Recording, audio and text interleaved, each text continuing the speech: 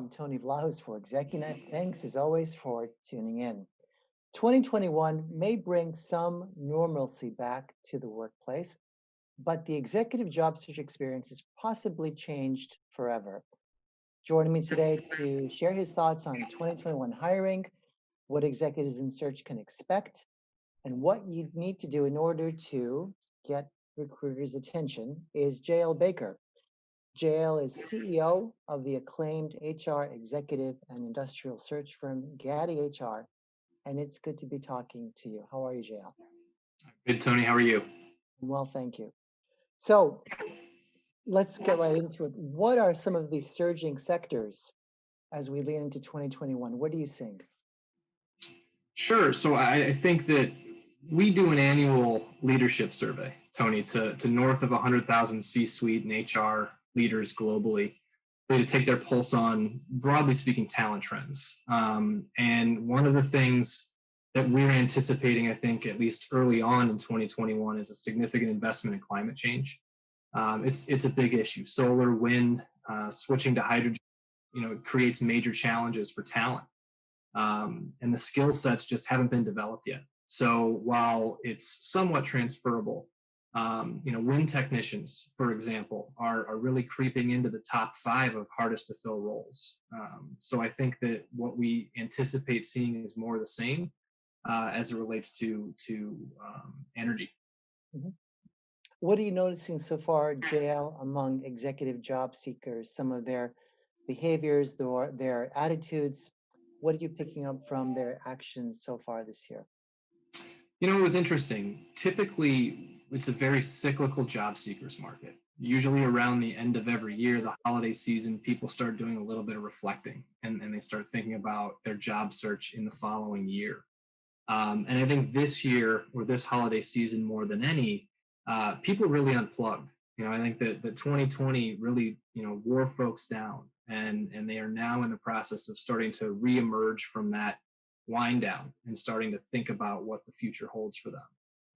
So while the job seeker market, I think, has been a little bit more delayed than it typically is, it's certainly coming back online right now. And we see it in kind of polarizing fashion. Folks that are fully committed to make a change and they want to go ahead and make that change regardless of the pandemic environment that we're in right now, and others are totally hunkered down, and saying, this is not the time of year, this is not the year for change, I'm just going to ride this thing out until there's a little bit more stability. Mm-hmm. I suggested that finding a job in 2021 will be a very different experience from what it has historically been. How true is my observation, and could you elaborate on ways that it would be different? I think you're exactly right, and I think that this year organizations are going to have learned from what they experienced in 2020 to make it a better experience. In other words, digital and remote decision making. I think that the virtual world obviously was thrust upon us in 2020, and through the first half of the year, organizations struggled with trying to figure out, how do we recruit? How do we engage? How do we essentially decision make for talent? And so I think organizations have now become a little bit more hip to how they can do that successfully. And now it becomes incumbent upon candidates to be comfortable in that environment as well. I think that candidates historically have been more comfortable. Organizations and hiring managers in particular have a harder time making that transition. They like to, feel the energy and kind of be in the same room with individuals. But in 2021, I think folks can certainly expect a lot more virtual interviewing and trying to get comfortable with that type of a process. Absolutely. There's a lot of talent out there right now. There always is, but it seems like more than ever, there is just an abundance of well-qualified people who could do what seemingly anyone else could do. So the question is, if you're an executive who wants to be considered for, quote, the perfect job for you, what steps do you need to take to set yourself apart? Yeah, I think networking never dies, regardless of climate, right? And so being able to continue the process of networking in a virtual environment, communicating, sharing with folks your interests in considering new opportunities, especially for executive search firms and the like, Knowing is half the battle for us, while we reach out and we certainly, approach non-active job seekers, there are times where you are open to considering something and informing, as uncomfortable as that can sometimes be. Your colleagues and friends and executive recruiters that you would be open to something new is certainly an important step in that process. Both in theory and in practice, I think almost all executives agree that networking at their level is absolutely the best way to move forward. And yet, JL, many in search rely on job listings to further their search. What do you recommend executives who are inclined to look at job listings on any pick your job board? What do you suggest they use them for, if at all? Yeah, I think that they are a good part of the process. In other words, I think that posting and praying, as we like to say, is a necessary part of the process. But I will emphasize the fact that it's part of the process. I think that if you look at executives in transition, as you move up the food chain, if you will, there become less and less roles.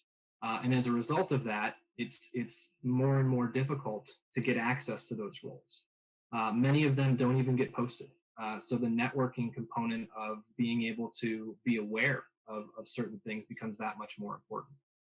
So while job boards and postings are certainly something that the job seekers should be doing, I think that it would be highly encouraged to work around those if at all possible.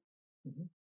Getting a recruiter's attention also remains one of the things that weighs on every executive level job seeker's mind. So the big question is, what steps do they need to take in the early part of this year to gain visibility and ultimately the attention of those recruiters? Yeah, so it's interesting in that executive search firms, retained executive search firms in particular, are driven by client mandate. And so there are specific criteria that we are generally looking for to fill certain roles. And so I think having a general understanding of that is certainly important. Realizing that just because there's a specific role that a search firm has doesn't mean that you're going to be the exact right fit for it, because there are certain nuances, cultural aspects of organizations that they're looking for in certain individuals that may not align. And so I think keeping an open mind, keeping an understanding that search firms are out there to obviously develop great marriages, but at the same time we are driven by the needs of our specific clients. And so being able to thread the needle with those is something that is very important to us. And so having job seekers that get that and can engage with us in an open way, because we do play long ball. While we may not have the right job today, it may be 10 years from now. I often joke with folks that say they can blame me, if they get a call from GattiHR in 15 years. Because that's the kind of focus that we like to take in terms of playing long ball with folks, as opposed to just trying to put a butt in the seat every time. Mhm. Final question, JL. Tell us a bit about GattiHR, what your vision is for the organization, strategically where you see yourselves going this year. Sure. So GattiHR is a 35-year-old retained executive search firm, and historically we've been focused in recruiting HR executives. Over the last several years, we've really started to broaden our capabilities, not just in specialization of search with the addition of an industrial practice supporting manufacturing, supply chain, engineering recruitment efforts.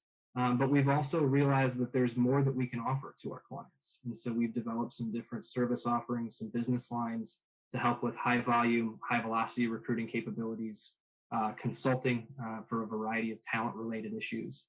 And so we really are, I think, developing into much more of a talent solutions organization with an expertise in executive recruitment, high volume, high velocity recruiting capability, and consulting within HR organizations. Wonderful. I wish you good health, and I am excited to see the changes that unfold for all of us in the right direction this year. Thank you again for your time and for your insight, JL. Thanks, Tony. I appreciate it. Have a great year. You too.